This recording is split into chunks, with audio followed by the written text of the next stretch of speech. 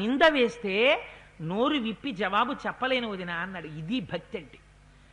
భక్తి అంటే నిజంగా ఒక అన్నగారి మీద ఒక తమ్ముడికి ప్రేమ ఉన్నమాట యథార్థమైతే నిష్కారణంగా అన్నగారు తమ్ముడిని కేకలేస్తే ఆనాడు తమ్ముడు తిరగబడి అన్నయ్యని గంట సేపు తిట్టిన వాడికి తమ్ముడికి అన్నయ్య మీద ప్రేమ ఉన్నట్ట. ఏ తమ్ముణ్ణి నిష్కారణంగా అన్నగారు నిందించినా, అన్నయ్య నువ్వు నిందించినా నేను ఏమీ అననన్నయ్యా అని అంజలి ఘటించి నిలబడిన తమ్ముడు తమ్ముడు. ఎందుచేత అంటే వాడికి భక్తి ఉంది, అందుకని వాడు జవాబు కూడా చెప్పడు. ఇలా చెప్పకపోవడం లక్ష్మణుని యొక్క శీలాన్ని చిత్రించారు మహర్షి నిశ్శబ్దంగా. ఇవాళ లక్ష్మణుడు వదినా నేను జవాబు చెప్పలేను అని చెప్పడంలో మీ మనస్సుల్లో లక్ష్మణమూర్తి ఎంత గొప్ప ఉపాసకుడుగా ఎంతెత్తు ఎదిగిపోయి ఉండాలి. ఇది లక్ష్మణుని యొక్క స్థితి. క్యారెక్టరైజేషన్ అంటారే, స్క్రీన్ ప్లే రాయడం అంటే వాల్మీకి మహర్షి తర్వాతే. ఎంత అద్భుతంగా చిత్రించేశారో చూడండి ఆ లక్ష్మణుణ్ణి.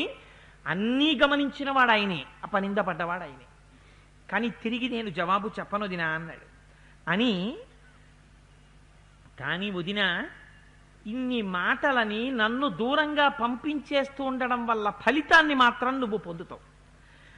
ఉపశృణ్వంతు మే సర్వే సాక్షిభూతావనేచరాః న్యాయవాదీ యథా న్యాయ ముక్తోహం పరుషత్వయా ధిక్త్యా మధ్య ప్రణశ్యత్వం యన్మామేవం విశంకసే స్త్రీత్వం దుష్టం స్వభావేన గురువాక్యే వ్యవస్థితం గమిష్యే యత్ర కాకుత్స స్వస్థితేస్తు వరాననే రక్షంతు త్వాం విశాలాక్షి సమగ్రా వనదేవతాః నిమిత్తాని ఘోరాని యాని ప్రాతుర్భవంతి మే అపి త్వాం సహ రామేణ పశ్యేయం పునరాగతః గోదావరీం ప్రవేక్ష్యామి వినా రామేణ లక్ష్మణ. ఎంత చిత్రమో చూడండి. ఆయన అన్నాడు, వదినా నేను తిరిగి జవాబు చెప్పను, కానీ ఇవ్వాళ నువ్వు మాట్లాడినటువంటి మాటలకి ఈ సమస్తమైనటువంటి వనదేవతలు సాక్షిగా ఉందురుగాక. ఎందుకని? లక్ష్మణ నువ్వెందుకు వదినని వదిలి వచ్చావని రేపు రాముడు నన్ను అడిగితే నాకెవరున్నారు సాక్ష్యం చెప్పడానికి? శంకించేశాడు లక్ష్మణుడు. అయిపోతోంది సీతాపహరణం, ఎక్కడో ఏదో పొరపాటు జరిగిపోతోంది. ఆనాడు నేను రాముడి కాళ్ళు పట్టుకుని వదిన నన్ను ఇలా మాట్లాడింది అని నేను ఏమని చెప్పుకోను అన్నయ్యతోటి? ఆ మాటలు నా నోటితో మళ్ళీ పలికేవే. ఆ మాట నేను చెప్పుకోలేక ఏడుస్తున్న రోజున ఈ వనదేవతలు సాక్ష్యం చెప్పాలి, మీ తమ్ముడి తప్పు లేదయ్యా అని. ఎందుకని ఆ మాటలు నేను నోటితో కూడా తిరిగి చెప్పలేను అన్నయ్యతోటి నువ్వు అన్న మాటలు. అందుకని వనదేవతల్ని సాక్ష్యం పెట్టాడు. ఎంత గొప్ప క్యారెక్టరో చూడండి. నిజంగా వదినన్న మాట మళ్ళీ తన నోటితో అనలేడు. ఇంకా పాషాణ హృదయుణ్ణి కనుక సీతమ్మ అన్న మాటల్ని నేను మాట్లాడగలిగాను. లక్ష్మణుడైతే ఆ మాటలు తిరిగి అన్నయ్యతో చెప్పలేనన్నాడు. అనలేను కనుక వనదేవతలారా మీరు సాక్ష్యంగా ఉండండి అన్నాడు. అని ఎవరిది న్యాయమో ఎవరిది అన్యాయమో నేను ఎందుకు, ఏది న్యాయాన్యాయ విచక్ష, నేను ఇప్పుడు వదిలి వెళ్ళడంలో ఉన్నటువంటి న్యాయమును వనదేవతలు గ్రహించెదరుగాక.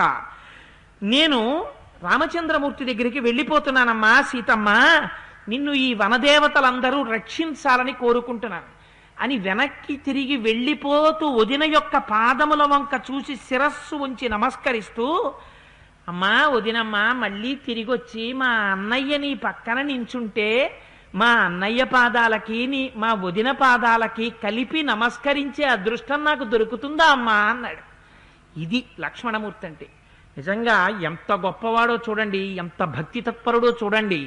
ఇది వాల్మీకి మహర్షి లక్ష్మణమూర్తి గురించి తీసుకొచ్చినటువంటి రూపకల్పన. వెళ్ళిపోతూ కూడా ఇన్ని మాటలు పడి మళ్ళీ తిరిగి వచ్చి అమ్మా రామయ్యతో కలిసిన నీ పాదములకు నమస్కరించే అదృష్టం నాకు ఉంటుందా అమ్మా అన్నాడు. అని తిరిగి వెళ్ళిపోతుంటే ఆవిడంది, ఇంకా కదలమేమయ్యా లక్ష్మణ, గోదావరీం ప్రవేక్షామి వినా రామేణ లక్ష్మణ అబంధిష్యే ధవాత్యక్ష్వే విషమే దేహమాత్మనః పిబామ్యహం విషం తీక్ష్ణం ప్రవేక్షామి హుతాశనం నత్వహం రాఘవాదన్యం పదాపి పురుషం దృశే. ఓరి పాపిష్టివాడా, నువ్వు ఇంకా వెళ్లకుండా నించుంటే నీకు దక్కుతాను అనుకుంటున్నావేమో, నా పాదంతో కూడా నిన్ను తాకనేమనుకుంటున్నావు. నువ్వు వెళ్ళకపోతే ఇప్పుడే విషం తాగి చచ్చిపోతాను, అగ్నిహోత్రంలో దూకేస్తాను, గోదావరిలో పడిపోతాను, కంఠానికి ఉరితాడు వేసుకుని చచ్చిపోతాను, కదులుతావా కదలవా అందావిడ. లోపలి ప్రయోజనం వేరు. మా అమ్మ సీతమ్మ అంత కఠినంగా మాట్లాడుతుందా? అవతార ప్రయోజనం నెరవేరాలి. వాడు చేసుకున్న పుణ్యమేం సామాన్యమైన పుణ్యమా? రావణాసురుడు సంపాదించిన తపోశక్తి.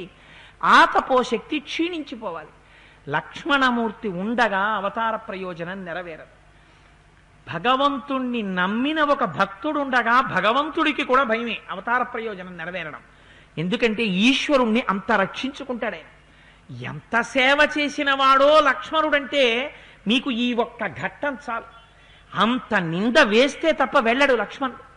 అందుచేత ఇన్ని మాటలంటే తతస్తు సీతామభివాద్య లక్ష్మణ కృతాంజలి కించిదభిప్రణమ్య చ అన్వీక్షమాణో బహుశశ్చ మైథిలీం జగామ రామస్య సమీపమాత్మవాన్.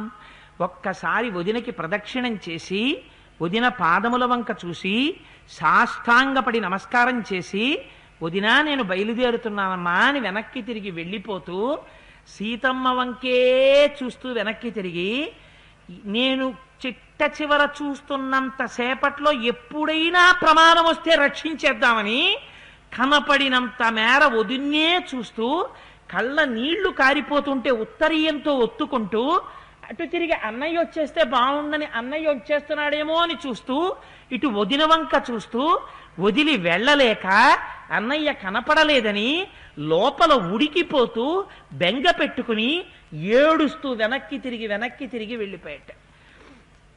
ఈయన లక్ష్మణమూర్తి కనపడడం ఆగిపోయింది. వెంటనే రథంలోంచి దిగాడు. శ్లేక్ష్ణ కాషాయ సంవీత శిఖీచత్రీ ఉపానహి వామేచ్ఛాంసే వసజ్జాథ శుభేయష్టి కమండలూ. కామరూపం తీసుకున్నాడు. రథంలోంచి దిగాడు రావణాసురుడు. వెంటనే శ్లేక్ష్ణ కాషాయ సంవీత మృదువైనటువంటి కాషాయ వస్త్రములను ధరించాడు. శిఖి ఒక పిలక పెట్టుకున్నాడు. చక్కటి యజ్ఞోపవీతం వేసుకున్నాడు. ఎడమ భుజానికి దండకమండలాల్ని తగిలించుకున్నాడు. రాశీభూతమైనటువంటి బ్రహ్మతేజస్సుతో పరివ్రాజక వేషాన్ని ధరించాడు. ధరించి ఆ మెల్లిగా ఆశ్రమంలోకి అడుగులు వేస్తున్నాడు. ఇక్కడ ఏదో లక్ష్మణుడు 3 గీతలు గీశాడు. ఇవన్నీ తదనంతరం ఎవరో సృష్టించారు తప్ప లక్ష్మణుడు అలా పిచ్చగా 3 గీతలు గీడాలు ఇలాంటి పనులు చేసేవాడు కాడు. ఏదో హనుమకి తీసుకెళ్లి సీతమ్మ తల్లి బుచ్చాలహారం ఇస్తే కొరికి బద్దలు కొట్టాడు, ఇందులో రాముడున్నాడా అని చూశాడు. అంత అవివేక స్వామి హనుమంటే, అంత అవివేక లక్ష్మణుడంటే. అవన్నీ తర్వాత ఎవరో సృష్టించారు. వాల్మీకి మహర్షి ఒక్కరే బ్రహ్మగారి వరం చేత దర్శనం చేసి రాశారు.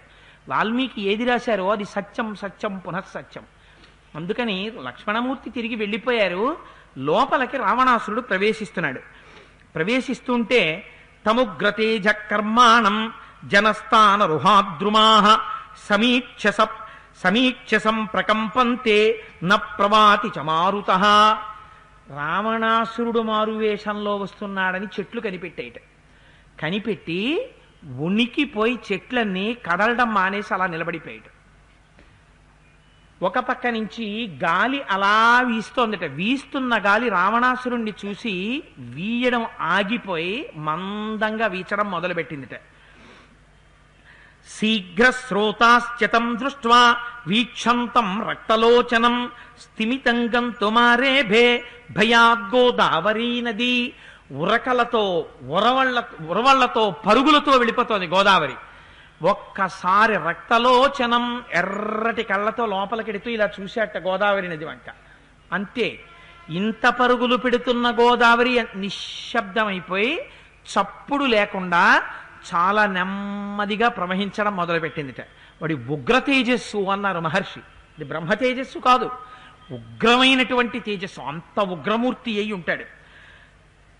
రామస్యత్వంతర ప్రేప్సు దశగ్రీవస్తదంతరే ఉపతస్తే చ వైదేహీం భిక్షురూపేణ రావణ. రాముడు ఎక్కడ పొరపాటు చేస్తాడా అని వెతుకుతున్నట్ట రావణుడు. ఇదో గమ్మత్తైన మాట వేసేశారు మహర్షి. రాముడు తప్పు ఎన్నడూ చెయ్యడు. పొరపాటు ఎక్కడ చేశాడు? ఒక్కటే పొరపాటు. లక్ష్మణుడు అది మాయామృగం అని చెప్పిన తరువాత భార్య కోర్కె తీర్చడానికి సజీవంగా పట్టుకుందామని అంత దూరం అరణ్యంలోకి వెళ్ళడం. అందుచేత ఎప్పుడైతే రాముని యొక్క పొరపాటు కోసం వెతుకుతున్నాడో ఆ పొరపాటు దొరకగానే సీతకి దగ్గరికి వెళ్ళగలిగాడు అన్నారు మహర్షి. వెళ్ళి కూర్చున్నాడు. కూర్చున్నవాడు సీతమ్మ వంక చూసి మాట్లాడుతున్నాడు. కట్టుకున్నది కాషాయాంబరం, పట్టుకున్నవి దండకమండలాలు, ఉన్నది పరివ్రాజక వేషం. పరివ్రాజక వేషంలో ఉన్నవాడు ఎట్ట ఎదుటనున్నటువంటి స్త్రీని చూడగానే ఎంత గౌరవంగా మాట్లాడతారు. పరివ్రాజకులు ఎవరైనా ఏ స్త్రీనైనా సంబోధిస్తే అమ్మా అమ్మా అని మాట్లాడతారు. ఈయన కూడా మాట్లాడాడు. ఎందుకని? లోపల ఉన్నటువంటి రజోగుణాన్ని అణచలేకపోతున్నాడు, కామోద్రేకాన్ని. ఎటువంటప్పుడు ఆ స్త్రీ భర్త కనపడలేదని కడుపు మీద బాదుకుని ఏడ్చింది సీతమ్మ. లక్ష్మణుడు వెళ్ళిపోయే వరకు ఆ బాదుకోవడం చూడలేక వెళ్ళిపోయాడు లక్ష్మణుడు. అటువంటి స్థితిలో ఉన్న సీతమ్మ దగ్గరికి వెళ్ళినప్పుడు వీడికి కామ ప్రచోదనం కలిగింది. ఇంకింతకన్నా ధూర్తుడు ప్రపంచంలో ఎక్కడుంటాడు? చూసివాడు అన్నాడు, కాత్వం కాంచనవర్ణాభే పీతకౌసేయవాసిని కమలానాం శుభాం మాలాం పద్మినీ వహి బిభ్రతి హ్రీహి కీర్తిశ్రీ శుభాలక్ష్మి అప్సరావా శుభాననే భూతిర్వాత్వం వరారోహే రతిర్వా స్వైరచారిణి. నువ్వు చూస్తుంటే పచ్చటి పట్టుచీర కట్టుకుని పద్మం లాంటి ముఖంతో, పద్మం లాంటి చేతులతో, పద్మాల్లాంటి పాదాలతో ఇలా ఉన్నావు. నువ్వు భూమి మీద యథేచ్ఛగా తిరగడానికి వచ్చిన రతీదేవివా అన్నాడు. మీరు ఒక్క విషయాన్ని జ్ఞాపకం పెట్టుకోవాలి. తెలిసి కాని తెలియక కానీ వాడు సీతమ్మ తల్లి దగ్గరికి వచ్చాడు. వచ్చినప్పుడు ఆవిడ స్వరూపం, ఆవిడ జగన్మాత సహజంగా. అందుకని నోరు విప్పి మాట్లాడుతున్నప్పుడు తనకి తెలియకుండా స్తోత్రం జరిగింది. అందుకే ఆవిడ 10 నెలలు వాడిని క్షమించింది. ఎక్కడ క్షమించిందో, ఎందుకు క్షమించిందో మీకు చెప్తాను. శ్రీ సూక్తంలో మనకు ఒక మంత్రం ఉంది, పద్మాననే పద్మవూరు పద్మాక్షి పద్మ సంభవే త్వమాం భజస్వ పద్మాక్షీం ఏన సౌఖ్యం లభామ్యహం అని. వాడు ఇవాళ పద్మాననే పద్మవూరు అని అమ్మవారిని శ్లోకాలుగా మార్చి చెప్తున్నాడు. ఇటువంటి స్వరూపం ఉన్నదానా స్తోత్రం చేస్తున్నాడు. 1. 2, లోపల కామమోహితుడై ఉన్నాడు. వాడికి ఒక గొప్ప బలహీనత తెలుసు. తాను ఏ స్త్రీని కామిస్తాడో ఆ స్త్రీని తాను పొగుడుతాడు. ఎందుచేత అంటే స్త్రీల యందు వశీకరణ ప్రయోగంలో మొట్టమొదటి విద్య ఏమిటంటే స్త్రీని నిర్హేతుకంగా పొగడ్డం. అలా స్త్రీని భర్త పక్కన లేనప్పుడు నిష్కారణంగా పొగిడిన వాడి పట్ల చాలా జాగ్రత్తగా ఉండమని చెప్పింది శాస్త్రం. 3, అలా మాట్లాడిన వాడు తనంత తాను పతనం అవుతున్నాడు. ఎందుచేత అంటే ధర్మశాస్త్రం ఒక మాట చెప్పింది. స్నేహం ఎలా నిలబడుతుంది అంటే నువ్వు అత్యంత ప్రేమించిన స్నేహితుడైతే స్నేహం నిలబెట్టుకోవడానికి మొట్టమొదటి లక్షణం ఏమిటి అంటే నీ స్నేహితుడు లేనప్పుడు ఆ స్నేహితుని భార్య ఒక్కతేయే ఇంట్లో ఉంటే నువ్వు ఆమెని అమ్మా చెల్లెమ్మా అని పిలిచిన వాడవైనా వీధి గుమ్మం వరకు మాత్రమే వెళ్ళు. ఎంతో అవసరమైతే ముందు గది వరకు వెళ్ళు. వేడి నీళ్లల్లో నిలబడిన వాడు కాళ్ళు కాలిపోతుంటే ఎలా వెళ్ళిపోతాడో అంత తొందరగా బయటికి వెళ్ళిపో. ఇంటి లోపలికి మాత్రం వెళ్ళకు. దానివల్ల స్నేహం అభివృద్ధిలోకి వస్తుంది అని ధర్మశాస్త్రం. కాదు, పతనమైపోయే వాడికి లక్షణం చెప్పారు. అందులో స్మరణం దర్శనం స్త్రీణాం గుణకర్మ అనుకీర్తనం సమీచీనత్వదీప్తాసు ప్రీతి సంభాషణం మిదః సహవాసశ్చ సంసర్గః అష్టదా మైథునం విదుః అని. ఇవి మనం జ్ఞాపకం పెట్టుకోవలసిన లక్షణాలు. మనం పతనం అయిపోతున్నామని గుర్తు ఏమిటో తెలుసా? ఒక స్త్రీ పట్ల మనకి నిష్కారణంగా వ్యామోహం ఏర్పడిపోతోంది అని నిన్ను నువ్వు ఎలా తెలుసుకోగలవు? స్మరణం, అస్తమానం ఆ స్త్రీని స్మరణలోకి వస్తుంటుంది. దర్శనం, దాని చేత నువ్వు ఆమెను చూడాలనుకుంటుంటావు. స్మరణం దర్శనం స్త్రీణాం గుణకర్మ అనుకీర్తనం. అవసరం ఉన్నా లేకపోయినా ఆవిడ గుణాల్ని ఆవిడ పనుల్ని కీర్తించడం మొదలు పెడతావు. సమీచీన త్వదీత్వాసు, దూరంగా కూర్చుని మాట్లాడవలసిన వాడివి దగ్గరగా నడవడం మొదలు పెడతావు. సమీచీన త్వదీప్తాసు ప్రీతి సంభాషణం విదః, ఆవిడతోనే ఆవిడ మనస్సు ప్రీతి పొందేటట్టు పొగిడి మాట్లాడడం ప్రారంభం చేస్తావు. ప్రీతి సంభాషణం విదః. దీనివల్ల ఏమైపోతుందంటే సహవాసశ్చ సంసర్గః, మెల్లమెల్లగా ఆవిడకి నీకు స్నేహం ఏర్పడుతుంది. ఆఖరికి భ్రష్టత్వం ఎక్కడికి వెళ్ళిపోతుందంటే మైథున రూపంలోకి వెడుతుంది. అందుచేత మొట్టమొదట ఎక్కడ ప్రమాదాన్ని శంకించాలి అంటే నిర్హేతుకంగా. చెల్లెలిగా ప్రేమిస్తున్న వాడివైతే చెల్లెలిగానే ఆవిడ ఎప్పుడో నీ స్ఫురణలోకి వచ్చి ఆవిడ అభ్యున్నతిని నువ్వు కోరుకోవాలి. అస్తమానం నీ మనస్సు వేరొక స్త్రీ చుట్టూ తిరగకూడదు. తిరిగింది అంటే నువ్వు పతనం అయిపోయావు. రావణ పతనం అక్కడే ప్రారంభం. సీతమ్మ గురించి ఆలోచన శూర్పణఖ దగ్గర విన్న తర్వాత మొదలుపెట్టాడు. అది దగ్గరికి వచ్చాడు. నిష్కారణపు పొగట్టలు మొదలు పెడుతున్నాడు, నిష్కారణపు మాటలు మొదలు పెడుతున్నాడు, వేషం మార్చాడు. ఇవి ఎవరి పతనానికి వెళ్ళిపోతాయి? రావణ పతనానికే దారి చూపిస్తాయి. ఇన్ని మాటల్ని ఇన్ని విధానాల్ని కలిపి శ్లోకాల్లోకి తీసుకొచ్చేశారు మహర్షి. ఎంత అందంగా తీసుకొచ్చారో చూడండి.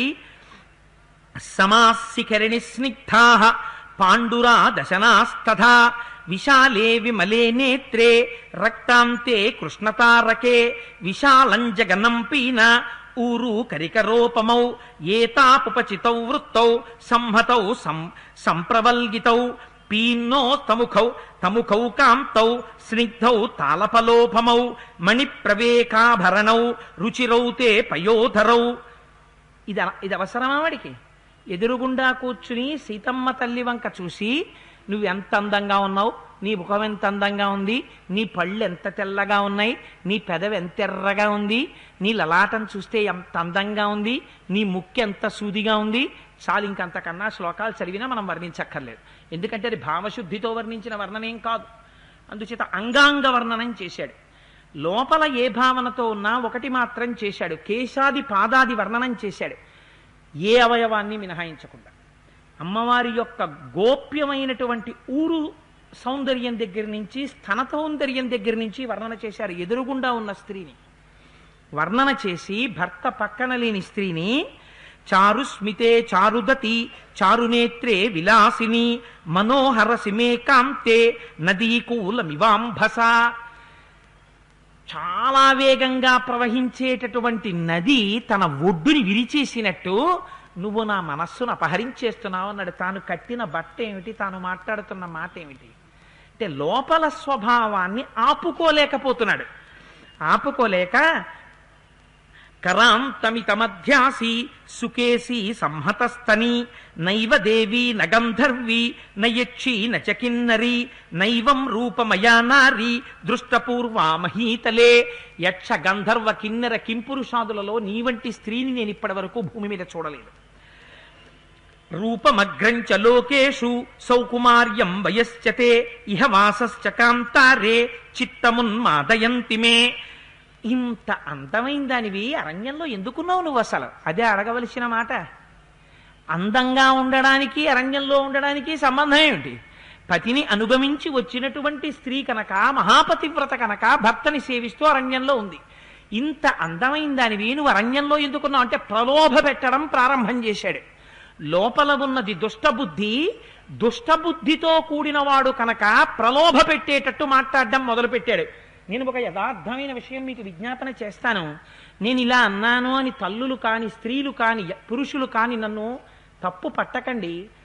నాకు అనిపిస్తుంది రావణాసురుడు సీతమ్మ తల్లితో మాట్లాడినటువంటి మాటల్ని 10th క్లాస్ పాస్ అయ్యి ఇంటర్మీడియట్లోకి వచ్చినటువంటి ఆడపిల్లల్ని క్లాస్ రూమ్స్లో కూర్చోపెట్టి మోహబుద్ధితో ఉన్నవాడు, కామబుద్ధితో ఉన్నవాడు, మూర్తి మీద మీసం రానివాడు దిక్కుమాలిన మాటలు మాట్లాడితే ఎలా ఉంటాయో, అది కామమో ప్రేమో, నీ కళ్ళు మూసుకుపోయాయో నీ కళ్ళు తెరిచున్నాయో అర్థం చేసుకోవాలంటే, దుష్టబుద్ధి తెలియాలంటే, దుష్టబుద్ధితో ఉన్న మగాడి మాట ఎలా ఉంటుందో చెప్పాలంటే, అమ్మా రావణాసురుడి యొక్క మాటలు వినండమ్మా అని క్లాస్ రూమ్స్ లో ఒక్కసారి ఈ సర్గలు చెప్పిస్తే ఇవాళ చాలా మంది ఆడపిల్లలు ట్యూషన్లకు ఎడుతున్నామని టౌన్ స్టేషన్ చెట్ల కింద, జన్మభూమి పార్కులోను, తండ్రికి తెలియకుండా సినిమా హాలు సీట్లలోనూ కనపడరు. తల్లిదండ్రులకి తలవంపులు తేరు. కారణం ఏమిటంటే చెప్పేవాడు లేక, చెప్పే రామాయణాన్ని మూట కట్టి పక్కన పెట్టి దిక్కుమాలిన నవలలు తెచ్చి కబ్బోర్డ్లో పెట్టుకోవడం చేత ఇవాళ కుటుంబాలు పతనమైపోతున్నాయి. ఎంత అందంగా రావణాసురుడి యొక్క వృత్తాన్ని, లోపల కామం ఉన్న మొగాడి మాటల్ని ఆవిష్కరించారో చూడండి మహర్షి. అందుకని అంటారు, సా ప్రతిక్రామా భద్రం తే నత్వం వస్తుమిహార్హసి రాక్షసానామయం దాసో ఘోరాణం కామరూపిణాం. అయ్యయ్యో సీత, ఏమిటి ఇక్కడున్నావు? ఇది చాలా ఘోరమైన అరణ్యం. ఇక్కడ కామరూపంలో రాక్షసులు తిరుగుతుంటారు. అస్సలు చాలా జాగ్రత్తగా ఉండాలి.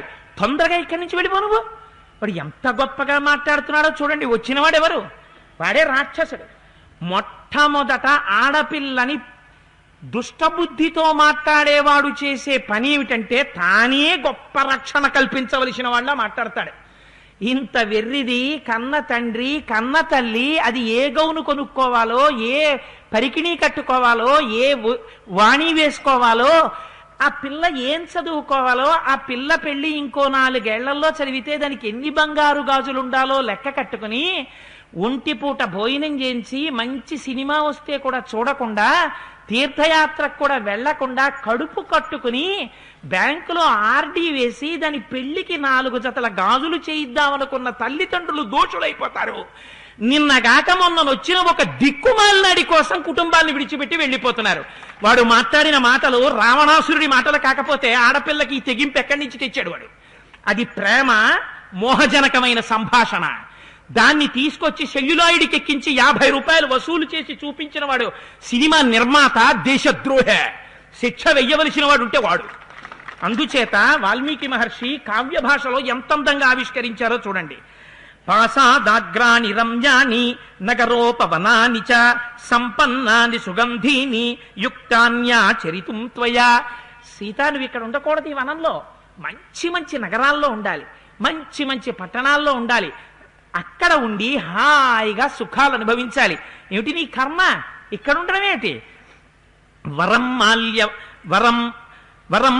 వరం భోజ్యం వరం వస్త్రంచ శోభనే భర్తారంచ వరం మన్యే తద్యుక్తమసితే క్షణే. సీత, మంచి శ్రేష్టమైన మాలికలు వేసుకోవాలి, మంచి మంచి హారాలు వేసుకోవాలి, మంచి మంచి బట్టలు కట్టుకోవాలి. అన్నిటితో పాటు మంచి భర్త ఉండాలి. అంటే వీడి ఉద్దేశం ఏంటి అంటే లోపల ఒక భావన ఏర్పడాలని. సీతమ్మకి వాడి మాటల్లో లక్ష్యం ఏమిటంటే, నేను ఇంత అందగత్యంలా ఉంది, నేను అన్ని భోగాలు అనుభవించవలసిన దాన్ని ఈ రాముండి కట్టుకోవడం వల్ల కదా ఈయన ధర్మం అని అరణ్యానికి తీసుకొచ్చారు. ఇలా ఈ ఈగల్లో, ఈ దోమల్లో, ఈ కందమూలాలు తింటూ, ఈ మాంసం తింటూ, నారచీర కృష్ణాజనం కట్టుకుని ఆయన 13 ఏళ్ళయింది బ్రహ్మచర్యంతో ఇలా పడున్నాం.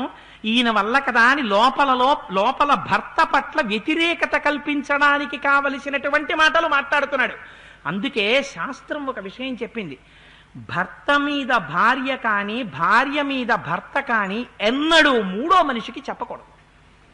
అందుకే మన పెద్దలు నిషేధించారు. ఇవాళ మన దౌర్భాగ్యం కొద్దీ చెప్పేవాడు లేడు. కానీ పూర్వం ఆడపిల్లకి పెళ్లి చేస్తే తల్లిదండ్రులు దగ్గర కూర్చోపెట్టుకుని, అమ్మా అత్యంత ఉపద్రవం ఏదో తెలుసా, ఎన్నడూ నీ భర్త గురించి నువ్వు ఇంకొక మనిషి దగ్గర మాట్లాడకూడదు. ఆ భర్తకెవరు చెప్తారు మరి? ఆ పిల్లవాడి తల్లిదండ్రులు చెప్పాలి. నీ భార్య మీద ఎన్నడూ మేము నేరం నీ దగ్గర వినకూడదు, మేం కాదు వేరొకరు వినకూడదు. దంపతుల మధ్య తీర్పు చెప్పేటటువంటి దౌర్భాగ్యపు రోజు ఈ దేశంలో రాకూడదు. ఎన్నడూ దంపతుల కలహం అన్న దాంట్లో 3వ వాడు జోక్యం చేసుకోకూడదు. అది వాళ్ళిద్దరే కలిసిపోవాలి, అంతే. అందుకని ఇవాళ భర్త రాముడు చేతకాని వాడన్న భావన ఆవిడికి కలగాలనేటటువంటి మోహబుద్ధితో మాట్లాడుతున్నాడు రావణుడు. మీరొక్కటి జ్ఞాపకం పెట్టుకోండి, రామాయణం ఎంతకాలం బ్రతుకుతుందో మనం మనుష్యులుగా అంతకాలం బ్రతుకుతాం. ఆనాడు రావణుడు కాదు, ఏనాడు ఎవడు ఏ ఇంటికొచ్చి ఎవరి భార్యతో ఆ భార్య యొక్క భర్తని నిందించి మాట్లాడినా ఆనాడు ఆ ఇంటికి రావణాసురుడు వచ్చినట్టే. కాబట్టి ఆ స్త్రీ ఆ పురుషుడి విషయంలో చాలా జాగ్రత్తగా ఉండాలి. వేరొకసారి వాడు గడప దాటి ఇంట్లోకి రావలసిన అవసరం ఉండకూడదు. తలుపు తీసి గడప బయట పెట్టి మాట్లాడి నిర్దాక్షిణ్యంగా పంపించేయచ్చు. ఏ భర్త గురించి ఏ భార్య దగ్గర మాట్లాడే అధికారం దేశంలో ఈ జాతి ఇవ్వలేదు. ఎందుకంటే భార్యాభర్తలంటే ఈ జాతిలో ఒక్కటి, 2 కాదు. అందుకని వాడు ఇన్ని అందమైన మాటలు మాట్లాడుతున్నాడు. అంటూ ఆ సీతమ్మ తల్లి ఇవి వింది, కానీ ఆవిడ పట్టించుకునే స్థితిలో లేదు. మనస్సంతా రాముడి మీద ఉంది. ఏ ప్రమాదంలో ఉన్నాడో అప్పుడు కూడా ఆవిడ తన ధర్మాన్ని తాను పాటిస్తుంది. ఎక్కడి నుంచి వచ్చింది ఇంత ధర్మం? తన భర్తతో కలిసి జీవించడం చేత వచ్చిన ధర్మం. ఒక బ్రాహ్మణుడు, ఒక పరివ్రాజకుడు వచ్చాడు ఇంటికి. ఆయనకి అతిథి పూజ చెయ్యకుండా ఉండకూడదు. అతిథి దేవోభవ అని మనకి తెల్లవారి లేస్తే వేదం చెప్తోంది. అందుచేత అతిథిని పూజించాలి. అందుకని ఆ తల్లి చూడండి, ఇతి ప్రశస్త వైదేహి రావణేన దురాత్మన ద్విజాతివేషేణ హితం దృష్ట్వా రావణమాగతం సర్వైరతిథి సత్కార్యైః పూజయామాస మైథిలి. ఒక అతిథికి ఎంత గౌరవంగా పూజ చేస్తారో అలా తీసుకొచ్చి ఆసనం ఇచ్చి కూర్చోపెట్టింది. కూర్చోపెట్టి అర్ఘ్యం ఇచ్చింది, పాద్యం ఇచ్చింది. ఉండవయ్యా, నీకు తినడానికి ఆహారం పట్టుకొస్తాను అంది పిచ్చి తల్లి. వాడికి కావలసిన ఆహారం వేరొకటి ఉంది, అందుకని ఆహారం పట్టుకొస్తాను అంది. ఎందుకు మాట్లాడిందిట ఇన్ని మాటలు భర్త లేనప్పుడు అంటే వెంటనే వాల్మీకి మహర్షి ధర్మశాస్త్రం చెప్తారు. ద్విజాతివేషేణ సమీక్ష మైథిలి సమాగతం పాత్ర కుసుంబధారిణం అసఖ్యముద్వేష్టు అపాయ దర్శనం న్యమంత్రయద్ బ్రాహ్మణవత్తతాంగన. ఒకవేళ వచ్చినవాడు సద్బ్రాహ్మణుడు, ఇంత తేజస్సుతో ఉన్నాడు, అతిథి పూజ చెయ్యకపోతే ఎవరి పట్ల నీ మనస్సు వశమై ఉండడం చేత ఇంటికొచ్చిన అతిథిని పూజించలేదో ఆ వ్యక్తి నుండి నువ్వు చాలా కాలము దూరముగా ఉందువుగాక అని అతిథి పూజకి అభ్యంతరకరమైన దాని మీద శాపం పెడతాడేమో అని తన భర్తని విడిచి ఉండలేక అతిథి పూజ చేసింది ఆవిడ. ఇది అపాయము అని ఆవిడ తెలుసుకోలేకపోయింది. వచ్చినవాడు సద్బ్రాహ్మణుడు అని ఆవిడ అనుకుంది. అందుచేత సీతమ్మ పరమధర్మంతో ప్రవర్తించింది మహాతల్లి అని నిమంత్రియమాణ పరిపూర్ణ భాషిణీం నరేంద్రపత్నీం ప్రసమీక్ష మైథిలీం ప్రసహ్య తస్యా హరణేధృతం మన సమర్పయన్ సాత్స్నవధాయ రావణః. తనని తాను చంపుకోవడానికి సిద్ధపడినటువంటి రావణాసురుడికి, ఎందుకని ఆత్మవధాయ రావణః, తనని తాను చంపుకోబోతున్నాడు. ఎలా? సీతాపహరణం ద్వారా. సీతాపహరణం ద్వారా తనని తాను చంపుకోవడానికి సిద్ధపడినటువంటి రావణాసురుడికి సమస్తమైన అతిథి పూజ సీతమ్మ చేస్తోందిట. అటువంటి సమయంలో బ్రాహ్మణశ్చాతిథిశ్చాయ అనుక్తో హి శపేతమాం ఇతి ధ్యాత్వా ముహూర్తంతో సీతావచనమబ్రవీత్ ఉషిత్వా దాదశ సమా ఇక్ష్వాకూణాం నివేశనే భుంజనామానుషాన్ భోగాన్ సర్వకామ సమృద్ధిని. ఆవిడెంత అందంగా మాట్లాడిందో చూడండి. నా పేరు సీతమ్మ అంటారు, నేను జనక మహారాజు గారి యొక్క కూతుర్ని, రామచంద్రమూర్తి ఇల్లాల్ని అంటూ ఈ శ్లోకాన్ని చాలా గుంభనంగా మనం దర్శించాలి. సీతమ్మ తల్లి లక్ష్మణుణ్ణి అంతగా పట్టుపట్టి పంపడం వెనకాతల ఉన్న రహస్యం ఏమిటో ఇక్కడ పలికిస్తున్నారు మహర్షి. ఎంత అందంగా పలికించారో చూడండి.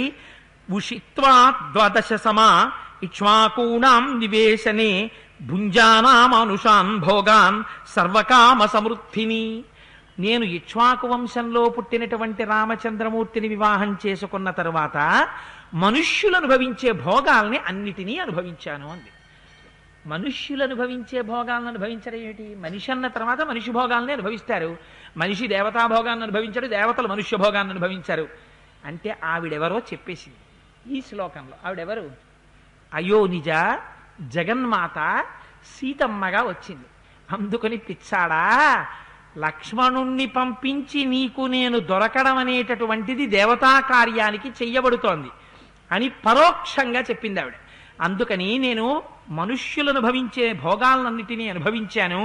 కైకమ్మ కోరిక మేరకు 14 సంవత్సరములు అరణ్యవాసం చేసి దశరథ మహారాజు గారిని ధర్మబద్ధంగా ఉండేటట్టుగా చెయ్యడం కోసమని రాముడు తనంత తాను అరణ్యవాసానికి వచ్చాడు.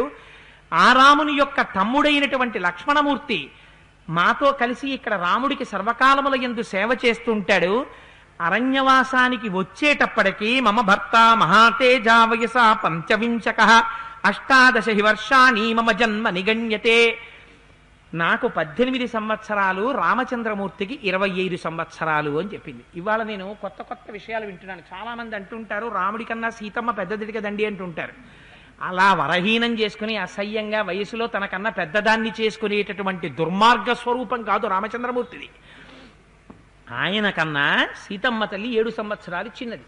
అందుకే సీతమ్మే చెప్పింది, నాకు 18 ఏళ్ళు ఉన్నప్పుడు ఆయనకి 25 ఏళ్ళు, మేము అరణ్యవాసానికి బయలుదేరేటప్పటికీ అని చెప్పింది. అందుకని ఆయనకి సర్వకాలముల యందు సత్యం అంటే ఇష్టం, ధర్మం అంటే ఇష్టం. అందుకని అరణ్యవాసానికి వచ్చాడు. లక్ష్మణుడు ఎప్పుడూ పక్కన ఉండి రాముణ్ణి సేవిస్తూ ఉంటాడు. సరే, ఇవన్నీ నేను చెప్పాను, బానే ఉంది. కానీ సత్వం నామ చ గోత్రంచ కులంచ చక్ష్వతత్వతః ఏకశ్చ దండకారణ్యే కిమర్థం చరసిద్విజ. ఓ బ్రాహ్మణుడా, నువ్వు ఒక్కడివి అరణ్యంలో ఎందుకు తిరుగుతున్నావు? నీ గోత్రం ఏమిటి? నువ్వెవరు? నీ స్వరూపం ఏమిటి? నాకు చెప్పవలసింది అని. అంటే వాడు వెంటనే ఆసనం మీద కూర్చున్నవాడు అన్నాడు, వాడికి ఓ టైం ఉంది, ఎందుకంటే గంటన్నరలో పేపర్ ఆన్సర్ చేసేయవలసిన వాళ్ళే. వాడు తొందరగా వాడి స్వరూపాన్ని చెప్పి తీసుకెళ్ళిపోకపోతే రాముడు వచ్చేస్తాడు. అందుకని వాడు తొందరపడుతున్నాడు. వాడన్నాడు, వాడు ఎంత లోభ పెట్టాలో అంత లోభ పెట్టేశానని వాడు అనుకున్నాడు. అందుకని ఇప్పుడు అన్నాడు, ఏన విత్రాసితాలోక సదేవా సురపన్నగాః అహంతు రావణో నామ సీతే రక్షో గణేశ్వర. సీత, నా పేరు రావణాసురుడు. నన్ను చూస్తే దేవతలు, పన్నగులు, యక్షులు, గంధర్వులు, కింపురుషులు అందరూ భయపడిపోతారు. అటువంటి స్వరూపం ఉన్నవాడిని, అంత తేజోమూర్తిని. ఇప్పుడు ఏం చేస్తున్నాడు? తన గురించి తను ప్రశంసించుకోవడం మొదలుపెట్టి ఆవిడ్ని చూసి అంటాడు, ఏన విత్రాసితాలోక సదేవా సురపన్నగాః త్వాంతు కాంచనవర్ణాభాం దృష్ట్వా కౌసేయవాసినీం రతిం స్వకేషు దారేషు నాదిగచ్చామ్యనిందితే. బహుశః ఇటువంటి పాపిష్టి మాట చెప్పేటటువంటి బ్రతుకు ఏ పురుషుడికి రాకూడదు జీవితంలో.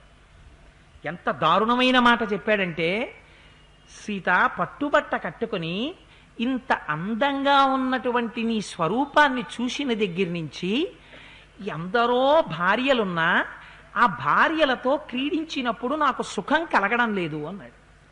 అందుకని నీకోసం వచ్చాను అన్నాడు.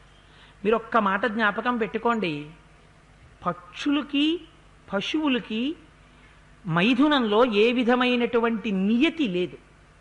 ఒక ఆవుకి ఒక దూడ పుడుతుంది, ఆ దూడ కొంతకాలం అయిన తర్వాత పెద్దదై గిత్త దూడ అవుతుంది, ఆ తర్వాత ఒక ఎద్దు అవుతుంది.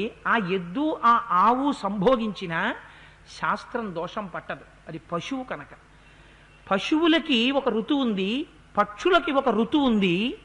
కానీ ఓవర్ బ్రిడ్జీల దగ్గర ఉన్న పెద్ద పెద్ద బోర్డుల మీద, గోడల మీద, లిటరేచర్లో, సినిమా స్లైడ్స్లో విచ్చలివిడి శృంగారం ప్రాణాంతకమని మనుష్యులకి చెప్పడానికి ప్రత్యేక డిపార్ట్మెంట్ పెట్టవలసిన రోజు వస్తే ఇంతకన్నా దారుణమైన బ్రతుకు మనిషికి ఇంకొకటి ఉంటుందా?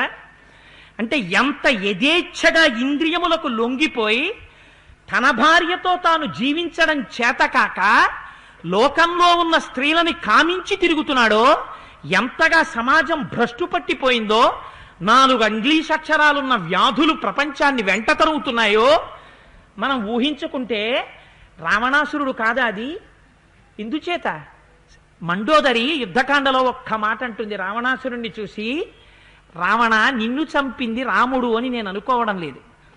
నువ్వు ఇంద్రియాల్ని బలవంతంగా అణిచిపెట్టావు తపస్సు చేసినప్పుడు. ఆ ఇంద్రియాలు పగపట్టాయి నీ మీద. పగపట్టి నీ తపస్సు అవగానే నీ ఇంద్రియాలు నీ మీద యుద్ధం ప్రకటించాయి. నువ్వు నీ ఇంద్రియాల్ని నిగ్రహించలేకపోయావు, యథేచ్ఛగా స్వైర విహారం చేశావు. స్వైర విహారం చెయ్యడంలో నీ ఇంద్రియముల చేత నువ్వే హతుడవైపోయావు. నేను రాముణ్ణి తప్పు పట్టను అంది. మహాపతివ్రత కనుక అనవలసిన మాట అంది. నేను ఇలా చెప్పానని మీరు అనుకోకండి. 14 సంవత్సరాలు 16 సంవత్సరాలున్న పిల్లలు కాలేజీలకెళ్ళి చదువుకోవలసినటువంటి రోజుల్లో ఈ కంటితో చూసినంత మాత్రం చేత 60 ఏళ్ళు 70 ఏళ్ళు వచ్చినటువంటి వృద్ధుడైన వాడు కూడా మతి చెలించేటటువంటి దుష్టవాల్ పోస్టర్లు తీసుకొచ్చి పెద్ద పెద్దవి గోడలకి కట్టి, బజార్లో ఏ పుస్తకం పడితే ఆ పుస్తకం దొరికి ఏ పుస్తకం తిప్పిన దిక్కుమాల బొమ్మలే ఉండి, కోట్ల రూపాయలు పుచ్చుకుని ఒంటి మీద బట్ట విప్పి ఆడడం చేతకానటువంటి స్త్రీలు పండగలు వస్తే ధర్మ ప్రబోధాలు చేసేటటువంటి దిక్కుమాలిన రోజులు వస్తే వాళ్ళు ఆదర్శమైతే, ఎన్నుకోవలసినటువంటి వాళ్ళ గురించి ఎన్నికల ప్రచారానికి ఆ స్త్రీలు వచ్చి ప్రచారం చేస్తే వాళ్ళ మాటలు కొన్ని వేల మంది వెళ్ళి వినవలసినటువంటి దిక్కుమాలిన రోజు వస్తే మనం ఉన్నటువంటి బ్రతుకు ఇలా తన స్త్రీ వలన సుఖం కలగక దేశంలో ఉన్న అందరి స్త్రీల చుట్టూ తిరిగి విచలితమైనటువంటి ఇంద్రియములతో తిరుగుతున్న రావణాసురుల మనమా అప్పుడున్న రావణాసురుడా? అందుకే రావణ కాష్టం రగులుతూనే ఉందిరా అన్నారు. అందుచేత రామాయణంలో రావణుణ్ణి అనకండి. అద్దం మీ ముందు పెడుతోంది రామాయణం అద్దం. నీ ఇంట్లో అద్దం పగిలిపోతే ఉత్తర క్షణం అద్దం కొని తెచ్చుకుంటావు. ఎందుకని? నీ అద్దంలో ప్రతిబింబం దుమ్ము కొట్టుంటే నీ ముఖం కడుక్కుంటావు. అద్దంలో ప్రతిబింబానికి పౌడర్ సరిగ్గా లేకపోతే నువ్వు పౌడర్ రాసుకుంటావు. అద్దంలో ప్రతిబింబానికి తిలకం లేకపోతే నువ్వు తిలకం పెట్టుకుంటావు. అంతేనా? అద్దంలో ఉన్న ప్రతిబింబానికి పౌడర్ రాసి ప్రతిబింబానికి తిలకం పెడతావా? ప్రతిబింబమును చూసి బింబమును దిద్దుకుంటావు. రామాయణాన్ని చూసి నీ ప్రవర్తన దిద్దుకోవాలి. రామాయణాన్ని చూసి నీవు కూడా ఎక్కడ ప్రలోభపడ్డావో ఎక్కడ పొరపాటు పడ్డావో తెలుసుకుని దిద్దుకోవాలి. దిద్దుకోవాలంటే రామాయణం చెప్పబడాలి, రామాయణం వినాలి. లేనినాడు అద్దమక్కర్లేదన్నవాడు సౌందర్యంగా ఎలా ఉండలేడో రామాయణం చదవని వాడు మనిషిగా బ్రతకలేడు. మానవత్వం కావాలి అనుకుంటే రామాయణం ఒక్కటే మార్గం. అందుకే మహానుభావుడు ఏ లోకంలో ఉన్నారో కానీ ప్రాతస్మరణీయులు శ్రీమాన్ శ్రీభాష్యం అప్పలాచార్య స్వామి ఒక్కటే మాట అనేవారు. నాయనా ఒరే కోటేశ్వరరావు, రామాయణం ఎంతకాలం చెప్పబడుతుందో ఎంతకాలం వింటారో అంతకాలం మానవత్వం ఉంటుందిరా ప్రపంచంలో అనేవారు. ఎంత గొప్ప మాట చెప్పారో చూడండి. దార్శనికుడు అయ్యాడు మహానుభావుడు. రామాయణాన్ని ఉపాసన చేశారు కాబట్టి ఆ మాట అనగలిగారు. సరే, ఎంత దారుణమైన మాట చెప్పుకున్నాడో చూడండి. నిన్ను చూడడం వల్ల నాకు నా భార్యలతో రతి సుఖం పొందలేకపోతున్నాను అన్నాడు. అని బాహ్వీనాముత్తమ స్త్రీణ మహృతానామితస్తతః సర్వాసామేవ భద్రంతే మామాగ్రమహిషీ భవ. సీత, నువ్వు వస్తే నేను నిన్ను పట్టమహిషిని చేస్తాను. ఎంతమందిని చేస్తాడు పట్టమహిషుల్ని? తర్వాత వచ్చేవాళ్ళు మహిషులు వస్తారు కానీ పట్టమహిషులు రారు. పట్టమహిషి ఒక్కతే ఉంటుంది. వీడు పట్టమహిషిని చేస్తాట సీతమ్మని. మన మండోదర ఏమైపోవాలి అంటే వీడి బుద్ధి ఎటువంటిదో మీరు ఆలోచించండి. ఆ మాట్లాడే మాటలలో ఎక్కడా అడ్డు ఆపు ఉండవు. తాను కామించిన స్త్రీని పొందడమే వాడి ప్రయోజనం అంతే జీవితంలో. నేను అన్నానని కాదు, ఇవాళ సమాజం అలా లేదండి. నీకు అధికారమా? ఓ పిల్ల చదువుకోవడానికి కాలేజీకి వెడితే ఆ పిల్ల అందంగా ఉంటే నీ గుత్త సొత్త? ఆ తండ్రిని కలలు కంటున్నాడు తన కూతురు అందంగా ఉంటుంది కాబట్టి ఒక మంచి అయ్య చేతిలో పెట్టాలని. నువ్వెవడివి? ఈ పిల్ల దక్కితే నాకు దక్కాలి, నాకు దక్కని నాడు ఆ పిల్ల మరణించాలని పిల్ల ముఖాల మీద యాసిడ్లు పోసేవారు, గొడ్డళ్ళ పెట్టి నరికేవారు రావణ సంస్కృతిలోంచి పుట్టుకొచ్చిన వాళ్ళు కారా? వాళ్ళకి నువ్వు రామాయణం చెప్పకపోతే వాళ్ళు ఎప్పటికీ మారుతారు. రామాయణం చెప్పకపోవడం వల్ల కదా రావణాసురులు తయారవుతున్నారు. రామాయణం విన్ననాడు ఆ పిల్లలు మారరా? మారి తీరుతారు. ఇవాళ పిల్లల్లో సంస్కారం ఉంది, పిల్లలకి సంస్కారం లేదు అంటే నేను అంగీకరించను. ఎందుకు ఇంత సాధికారికంగా చెప్తున్నానంటే అమలాపురం దగ్గరున్న 6 కాలేజీల్ని కంబైన్ చేసి నేను రామాయణం ఇవాళ రోజుకి ఎలా ఉపయోగపడుతుంది అని నేను ప్రసంగం చేస్తే, చేతకాని నేను ప్రసంగం చేస్తే వాళ్ళ కాలేజీ ఎగ్జిక్యూటివ్ బోర్డుని రిక్వెస్ట్ చేసి నన్ను డాష్ మీద 3 గంటలు అట్టే పెట్టి కొన్ని 100 మంది పిల్లలు నా దగ్గరికి వచ్చి, మేము మీ ముందు ప్రతిజ్ఞ చేస్తున్నాం కోటేశ్వరరావు గారు, మేము పెద్దవాళ్ళం అయిన తర్వాత మా ప్రతి ఇంటి కప్బోర్డ్లో రామాయణాన్ని రామాయణ వ్యాఖ్యానాల్ని పెట్టుకుంటాం, మా పిల్లలందరికీ రామాయణం చెప్తాం. రామాయణం ఏ పుస్తకాలు చదవమంటారో ఏ ఆధర్వి చెప్పమంటారో మాకు చెప్పండి. మీరు రామాయణం చెప్పి వెళ్ళిపోవడం కాదు, రామాయణం గురించి మీరు మళ్ళీ వచ్చే సంవత్సరం ప్రారంభ దినాలకు ఒక్కసారి రండి, మళ్ళీ కంబైన్ చేసి కూర్చోపెట్టండి. మీకు మేము ఎన్ని శ్లోకాలు చెప్తామో మీరు విందురు గాని, రామాయణంలో ఎన్ని ఘట్టాలు మేం చెప్తామో మీరు విందురు గాని. అప్పుడు కదా మీరు పడిన శ్రమకి ఫలితం. మీరు వచ్చి చెప్పినందుకు మేము ఈ ప్రతిజ్ఞ చేస్తున్నామని కొన్ని 100 మంది విద్యార్థులు చెప్తే పొంగిపోయిన ఆ రోజునే. అందుకని పిల్లలలో తప్పుందంటే నేను అంగీకరించను. చెప్పకపోవడం మన ద్రోహం. పాకాటి పాండురంగారావు గారు దిక్సూచి వ్యాసంలో ఒక మాట అంటారు. భోజనం చేసేటప్పుడు ఎదురుగుండా కూర్చున్నటువంటి కొడుకుతో కూతురుతో ఒక పోతన గారి గురించి, ఒక వాల్మీకి గురించి, ఒక రామాయణం గురించి, ఒక భాగవతం గురించి మాట్లాడడం మానేసి కేవలం సినిమా హాల్ ఒక్కటే దివ్యక్షేత్రం అన్నట్టు సినిమా హాల్ గురించి, సినిమా యాక్టర్ల గురించి మాట్లాడిన తండ్రి ఈ జాతికి పెద్ద బరువు. ముందు మారవలసిన వాళ్ళు తల్లిదండ్రులు మారాలి. వాళ్ళు ముందు అనుభవించి ఇంటికెళ్ళి తమ పిల్లలతో రామాయణం గురించి, సంస్కృతి గురించి మాట్లాడితే పిల్లల్లో కూడా రామాయణ వైభవం ప్రసరిస్తుంది. నేను ఇంత గట్టిగా ఈ విషయాన్ని మీ ముందు చెప్పడానికి నాకు తగిన అర్హత లేకపోయినా నేను ఇంత గట్టిగా ఆక్రోశంతో చెప్పినందుకు నన్ను క్షమించమని మనఃపూర్వకంగా శిరస్సు వంచి ప్రార్థిస్తున్నాను నిజాయితీతో. ఆక్రోశంతో అన్నానంతే ఆ మాట. అంతకు మించి అంత మాట చెప్పడానికి యథార్థమునకు నాకు అర్హత ఉన్నవాణ్ణి కాకపోయి ఉండుండవచ్చు. సరే, అందుచేత ఈ మాటలని ఆయన అంటాడు, పంచదాస్య సహస్రాణి సర్వాభరణభూషితా సీతే పరిచరష్యంతి భార్యా భవసి మే యది. సీతా, నువ్వు నాకు భార్యవైతే 5,000 మంది అలంకరించుకున్నటువంటి దాసీలు నీకు సేవ చేస్తారు. నీకు ఈ సమస్త లోకంలో ఉన్నటువంటి ఐశ్వర్యాన్ని తీసుకొచ్చి ఇచ్చేస్తాను అని ఇన్ని మాటలు చెప్తే సీతమ్మ తల్లంది, రాముడు పర్వతంలా కదపడానికి అశక్యమైనటువంటి వ్యక్తి, సర్వలక్షణ సంపన్నం న్యగ్రోధ పరిమండలం సత్యసంధం మహాభాగం అహం రామమనువ్రత మహాబాహుం మహోరస్కం సింహ విక్రాంతగామినం నృసింహం సింహ సంకాశం అహం రామమనువ్రత పూర్ణచంద్రానం రామం పూర్ణచంద్రాననం రామం రాజవత్సం జితేంద్రియం పృథుకీర్తిం మహాత్మానం అహం రామమనువ్రత తం పునర్జంబుక సింహి మామిచ్చసి సుదుర్లభాం నాహం శక్యాత్తయా స్పృష్టో మాదిత్యస్య ప్రభాయథ పాదపాన్ కాంచనాస్నూనం బాహూన్ పశ్యసి మందభాక్ రాఘవస్య ప్రియాం భార్యాం యస్త్వమిచ్చసి రావణ చుదితస్య సింహస్య మృగశత్రోస్త్వరస్వినః అసీవిషస్య వదన తంస్త్రామాదాతుమిచ్చసి. రావణా, నీకు తెలియక నీ ఇష్టం వచ్చినట్టు మాట్లాడుతున్నావురా. మహాసముద్రాన్ని కదపడం ఎలా శక్యం కాదో, పర్వతాన్ని కదపడం ఎలా చేత కాదో, మహానుభావుడు సర్వలక్షణ సంపన్నుడు తపస్సు చేసేటటువంటి వాడు ధర్మం తెలుసున్నవాడు సత్యవాక్య పరిపాలకుడు సత్యమే పరాక్రమముగా కలిగినటువంటి వాడు పూర్ణచంద్రుడి వంటి ముఖము కలిగినటువంటి వాడు జితేంద్రియుడు అపారమైనటువంటి కీర్తిని గరించినటువంటి వాడు సింహం లాంటి స్కందము కలిగినటువంటి వాడు మదించినటువంటి ఏనుగులా నడవగలిగినటువంటి వాడు మహాకీర్తివంతుడైనటువంటి నా భర్త అయిన రామచంద్రమూర్తిని అనుసరించి ప్రవర్తించేదానినే తప్ప నీ వంటి ప్రతి దిక్కుమాలిన వాడు ఐశ్వర్యం గురించి మాట్లాడితే వచ్చేటటువంటి స్త్రీని కానురా నేనెవరినో తెలుసుకో. అందుచేత ఒక నక్క సింహాన్ని ఎలా చూడలేదో నువ్వు నన్ను అలా చూడలేవు. సూర్యకాంతిని ఎవరైనా దగ్గరికి వెళ్ళి ఎలా స్పృశించలేరో నువ్వు నన్ను అలా పొందలేవు. క్షీణించిన ఆయువు చేత నీకు బంగారు వృక్షాలు కనబడుతున్నాయి.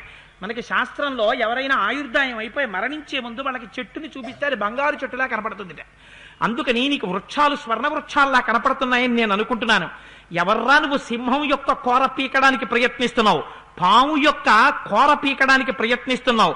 అచ్చిసూచ ప్రమృజసి జిహ్మాయా లేక్షిచచ్చురం రాఘవస్య ప్రియాం భార్యాం యోధిగంతుం త్వమిచ్చసి. ఎవడో కంట్లో నలక పడిందని సూది పట్టికెళ్ళి సూదితో నలక తీసుకున్నట్ట. కంట్లో సూది పెట్టి నలక తీసుకున్నవాడు ఎంత మందభాగ్యుడో నువ్వు అటువంటి వాడివి. ఎవడో వెనకటికి మంగలి కత్తి తెచ్చి దాన్ని నాలుకతో నాకేట. ఆ కత్తిని నాలుకతో నాకినవాడు ఎంత అజ్ఞానో నువ్వు అటువంటి వాడివి. లేకపోతే ఎవడైనా రామచంద్రమూర్తి యొక్క భార్యని కోరుకుంటాడరా? పెద్ద రాతిని కంఠానికి కట్టుకుని సముద్రానికి ఈదుదాం అనుకున్నవాడు ఎంత అజ్ఞానో నువ్వు అంత అజ్ఞానివి.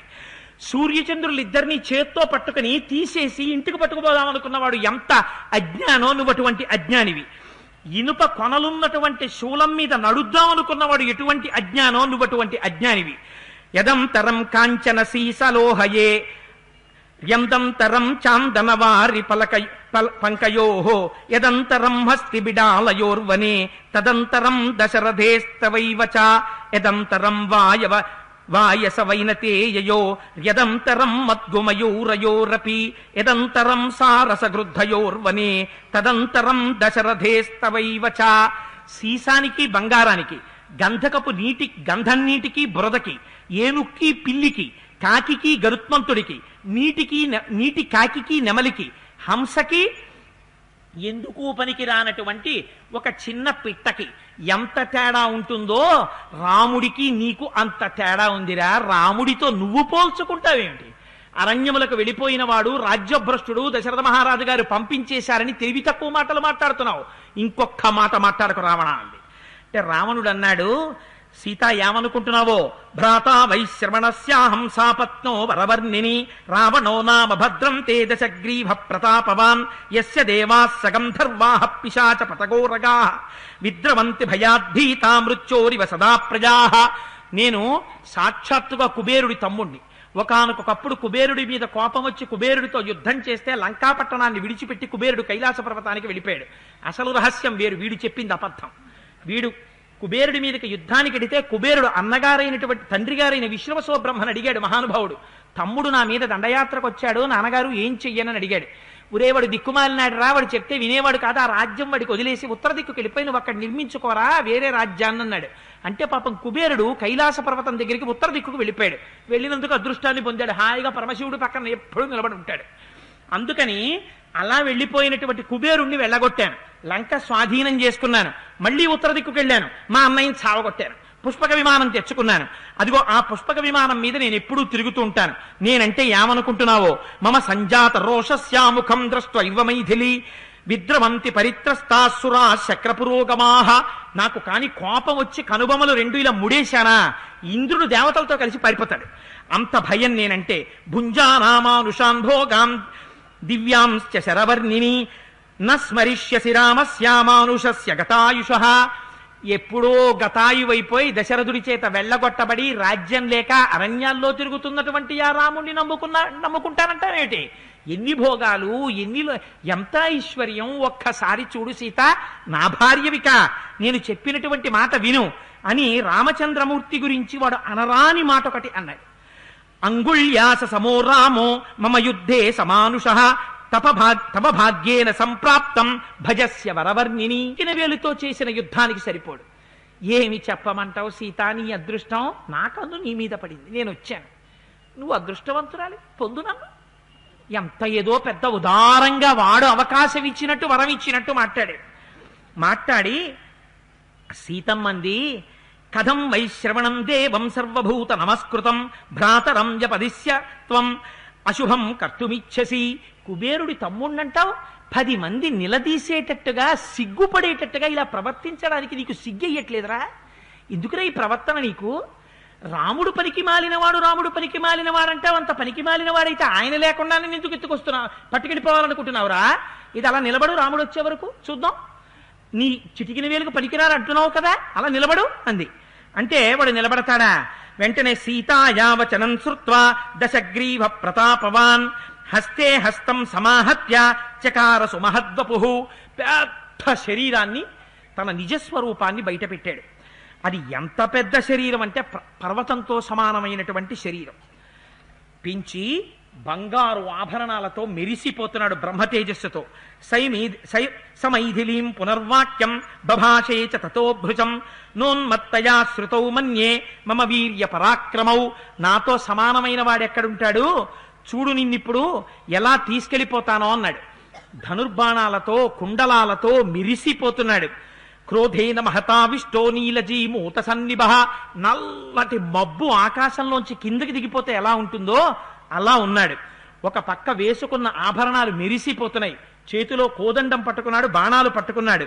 పట్టుకుని ఒక్కసారి సీతమ్మ దగ్గరికి వచ్చాడు. వచ్చి ఇత్యుక్త్వా మైథిలీం వాక్యం ప్రియార్హాం ప్రియవాదినీం అభిగమ్య సదుష్టాత్మ రాక్షస కామమోహితః. అపారమైన కామంతో ఉన్నాడు, కన్ను మిన్ను కానలేదు.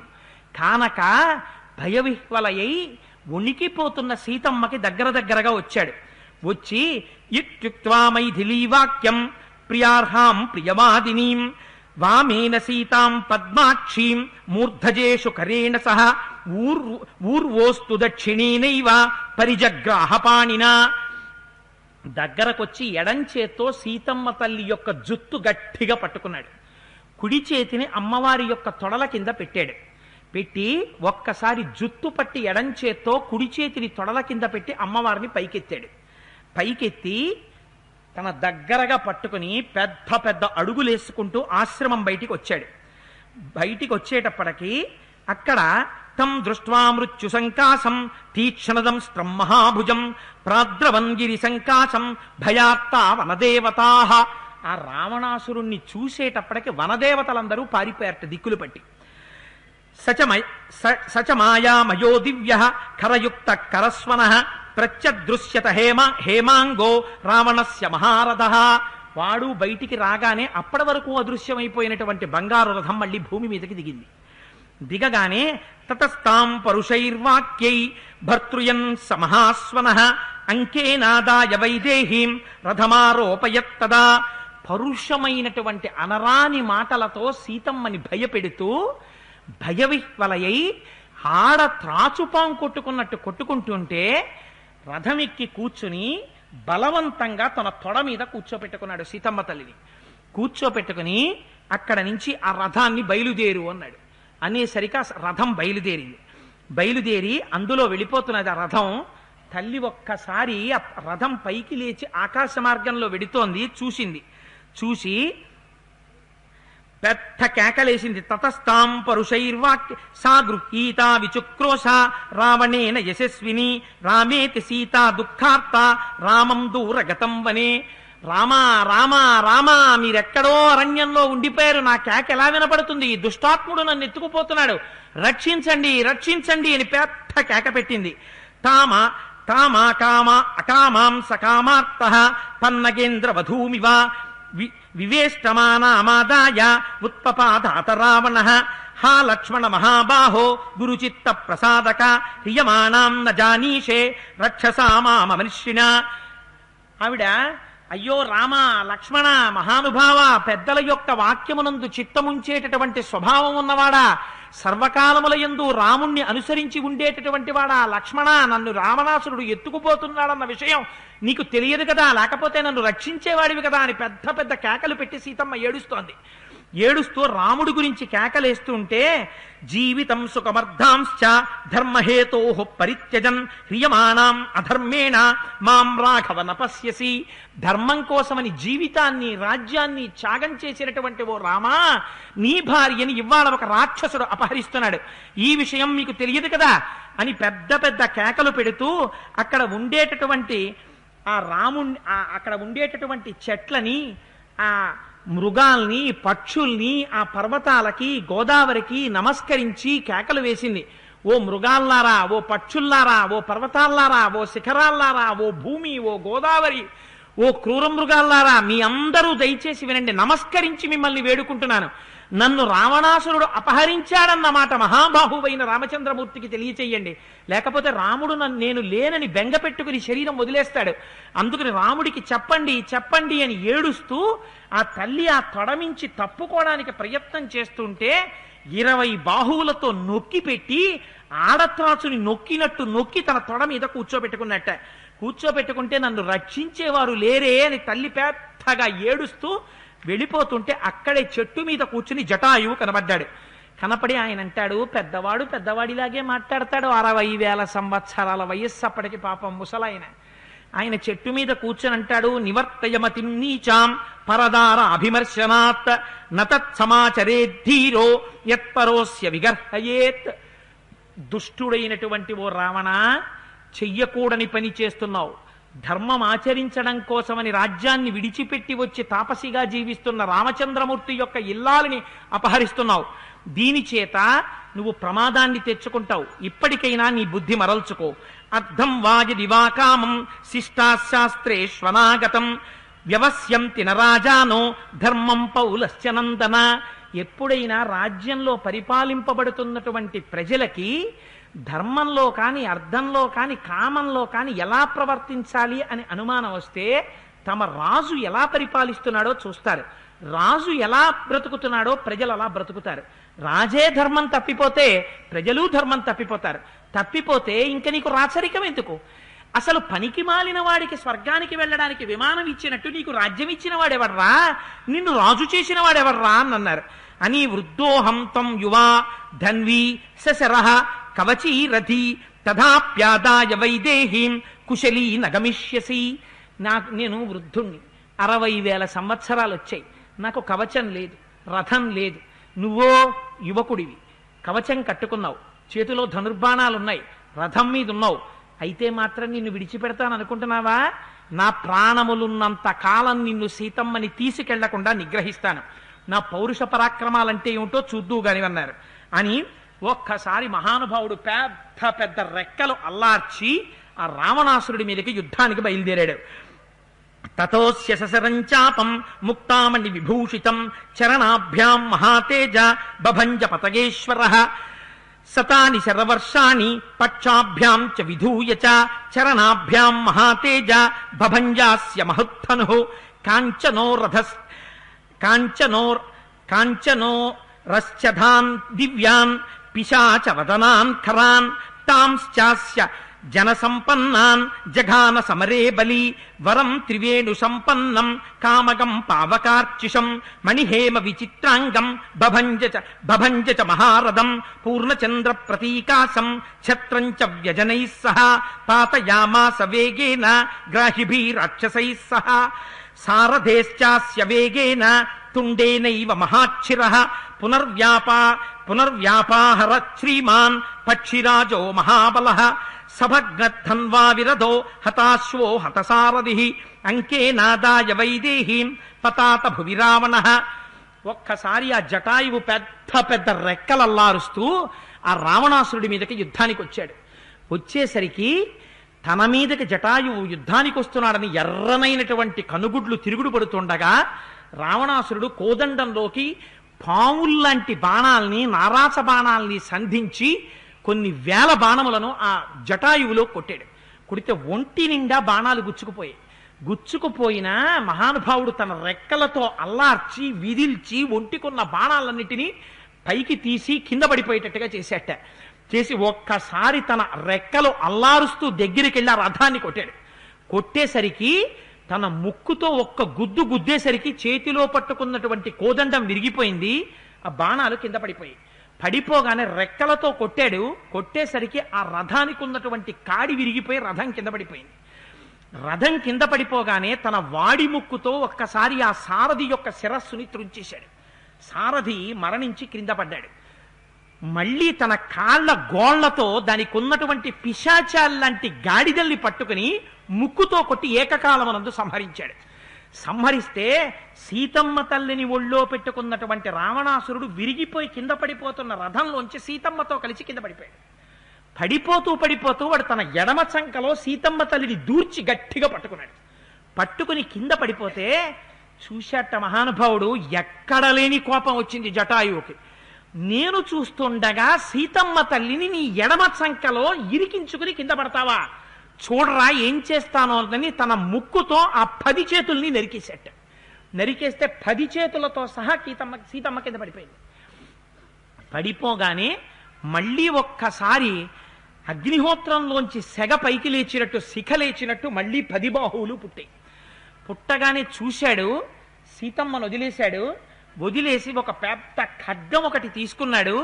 తన మీదకొస్తున్నటువంటి జటాయువు యొక్క 2 రెక్కలు నరికేశాడు. కింద పడిపోతున్న జటాయువు యొక్క కాళ్ళు నరికేసేయగానే ఒంట్లోంచి పెద్ద నది ప్రవహిస్తున్నట్టుగా రక్తం ప్రవహిస్తుండగా ఆ జటాయువు అలా ఎగిరి పడిపోతున్నటువంటి విమానం ఎలా పడిపోతుందో అలా అదుపు తప్పి ఎగరలేక రెక్కలు లేక తిరిగి ఒక చెట్టు దగ్గర పడిపోతే తన కోసం ప్రాణాలర్పించినటువంటి ఆ జటాయువుని చూసి సీతమ్మ పరుగున వెళ్ళి ఆ జటాయువుని కౌగిలించుకొని నా కోసం ప్రాణాలు వదిలేశావా మహానుభావా అని ఏడుస్తూ ఒంటి మీద ఉన్న నగలన్నీ కింద పడిపోయి ఆ జుత్తంతా విరచిమ్ముకుపోయింది. తిలకం కరిగిపోయి పక్కకి వెళ్ళిపోతోంది. అటువంటి స్థితిలో కంటికి మంటికి ఏకధారగా ఏడుస్తున్న సీతమ్మని జటాయువు కోసం ఏడుస్తావేం రాని వెనక పరిగెత్తేట రావణాసురుడు. జటాయువుని వదిలి సీతమ్మ తల్లి పరిగెడుతూ అక్కడ ఉన్న చెట్లని లతల్ని కౌగిలించుకుంటే వాడు ఎంత దురాత్ముడో చూడండి. ఆవిడ లతల్ని చెట్లని కౌగిలించుకోవడం కూడా వాడికి ఇష్టం లేదు. తాం లతామివ వేష్టంతి ఆలింగంతి మహాత్రుమాన్ ముంచేతి బహుశః ప్రవదన్ రాక్షసాధిపః క్రోశంతీం రామేతి రామేణ రహితాం వనే జీవితాం తాయకేశేషు జగ్రాహం తకసన్నిభః ప్రదర్శితాయాం సీతాయాం బభూవ సచరాచరం జగత్ సర్వమర్యాదం తమసాంధే నసమృతం. ఒక్కసారి అక్కడికెళ్ళి ఆ చెట్లని లతల్ని కౌగిలించుకుంటావే రా అని ఆవిడ జుట్టు పట్టుకుని పరుషమైన మాటలు మాట్లాడుతూ వెనక్కి ఈడ్చేస్తే అంతవరకు అటువంటి స్థితిని ఎన్నడూ కలలో కూడా ఊహించనటువంటి తల్లి జుత్తు పట్టి వెనక్కి ఈడ్చేస్తుంటే, నేల మీద పడి ఈడ్చుకుపోబడుతుంటే దిక్కులు విదిక్కులు సూర్యుడు చంద్రుడు చూసి సిగ్గుతో మేఘాల చాటుకెళ్ళిపోతే అకారణంగా చీకటి ఆవరించిందట ప్రపంచాన్నంతటినీ. దృష్ట్వా సీతాం పరాం మృష్టాం దీనాం దివ్యేన చక్షుషా కృతం కార్యమితి శ్రీమాన్ వ్యాజహార పితామహ. సత్యలోకంలో కూర్చున్నటువంటి చతుర్ముఖ బ్రహ్మగారు ఉలిక్కి పడ్డారట. ఉలిక్కిపడి దివ్యనేత్రంతో చూశారట. చూసి, ఒరే నువ్వు చేసిన తపస్సుకి చావడానికి కావలసినంత పాపం ఇవాళ మూటగట్టుకున్నావురా అన్నట్టు. అంటే ఎంత పాపం చేశాడో చూడండి. నిజంగా వాడు ప్రహృష్టావ్యధితాశ్చాసన్ సర్వేతే పరమర్షయః దృష్ట్వా సీతాం పరాం మృష్టాం దండకారణ్యవాసినః రావణస్య వినాశంచ ప్రాప్తం బుద్ధ్వా యదృచ్ఛయా. అలా తన తొడ మీద కూర్చోపెట్టుకుని బలవంతంగా తీసుకెళ్ళిపోతున్నాడు. ఎలా? రథం లేదు. లేకపోయినా సరే జుత్తు పట్టి ఈడ్చి తెచ్చి తన తొడ మీద కూర్చోపెట్టుకుని ఆకాశంలోకి ఎగిరిపోయాడు.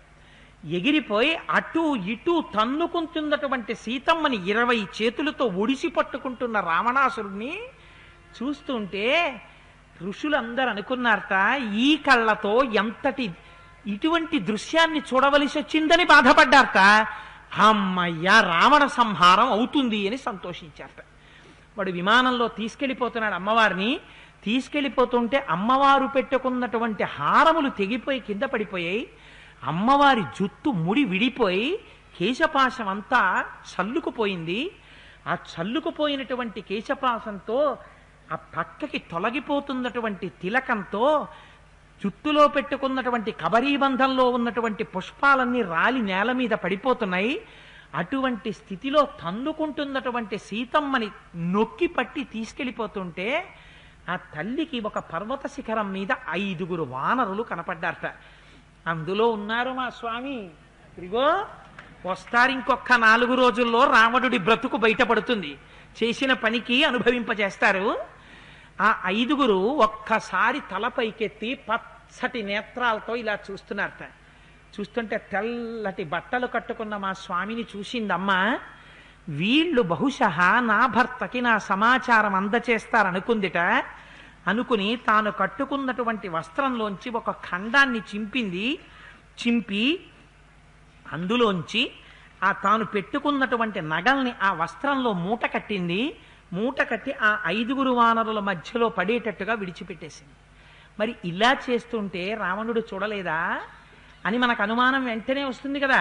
అందుకని మహర్షి అన్నారు, హ్రియమాణాతు వైదేహి కంచిన్నాథమపశ్యతి దదర్శ గిరిశృంగస్తాన్ పంచవానరపుంగవాన్ వస్త్రముద్యస్య తన్మధ్యే విక్షిప్తం సహభూషణం సంభ్రమాత్తు దశగ్రీవా స్తత్కర్మ నసబుద్ధవాన్ పింగాక్షాస్తాం విశాలాక్షీం నేత్రైరమి అనిమిషైరివ విక్రోశంతీం తథా సీతాం దదృశుర్వానరర్షభాః.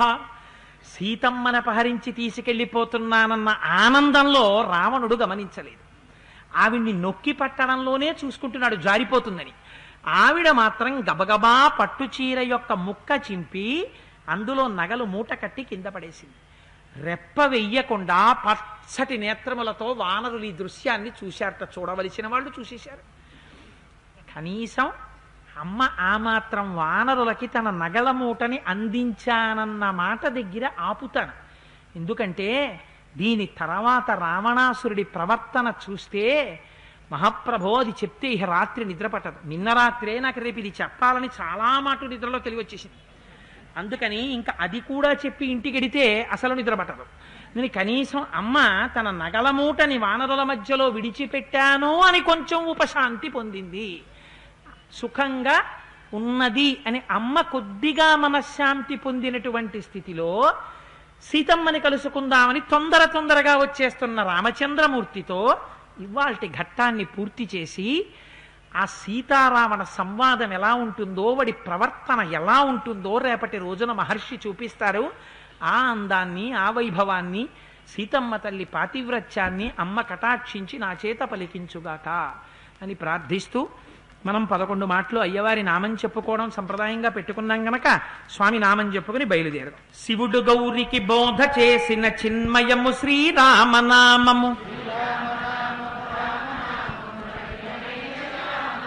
అందున ఇలాంటి ఘట్టం విన్నప్పుడు అమ్మ మనస్సుకి ప్రశాంతత చేకూర్చేది రామనామమే. అందున ఇవాళ మనం అటువంటి సన్నివేశంలోకి వచ్చాం కనుక అందరూ పరమభక్తితో గట్టిగా చెప్పండి అమ్మ. వినమ్రుడనై చెప్తున్నాను ఈ మాట. ఇదో మీ అందరూ గట్టిగా చెప్తే విని నేనేదో మురిసిపోదామని చెప్పట్లేదు. అమ్మ మనస్సు ప్రశాంతత పొందాలి. గత కష్టం విని అబ్బా ఇంత కష్టపడ్డాను కదా అని అమ్మ మనసు కొంచెం చిన్న బుచ్చుకని ఉంటుంది. ఇవాళ ఆ చిన్నతనం పోవాలంటే అమ్మా ఏం పర్లేదు, నువ్వు రాముడి పక్కన ఉన్నావమ్మా, కథ కింద చెప్పుకుంటున్నావు అంతే, మళ్ళీ ఇంకో వారం రోజుల్లో వచ్చేడు మా స్వామి, సుందరకాండలో చూడమ్మా హనుమ బయలుదేరుతారు, బెంగ పెట్టుకోకు అని గట్టిగా చెప్పండి ఇవాళ. అందుకని సకల సద్గుణ నిలయ మగు పరిపూర్ణతత్వమే శ్రీరామనామము. అంబరీషుని పూజలకు కైవల్యమొసగిన శ్రీరామనామము.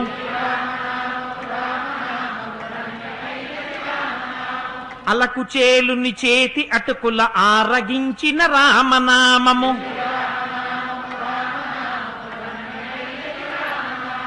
ఆత్మలో జీవాత్మతానై అలరుచున్నది శ్రీరామనామము.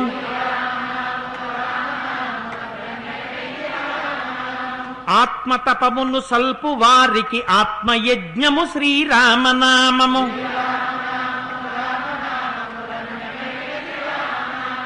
కర్మ నేత్రద్వయము చేతను కానరానిది శ్రీరామనామము.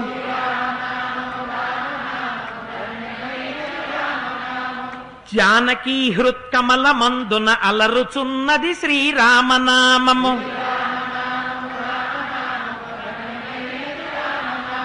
చిత్తశాంతిని కలుగ చేసెడి చిత్స్వరూపము శ్రీరామనామము.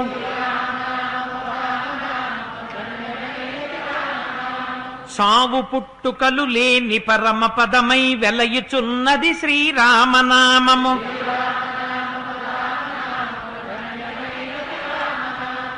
మూడు నదులను దాటు వారికి మోక్షలక్ష్మియే శ్రీరామనామము.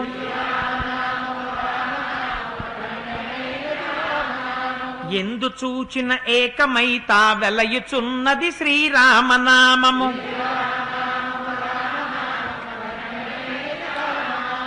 సర్వం శ్రీ ఉమామహేశ్వర పరబ్రహ్మార్పణమస్తు. స్వస్తి.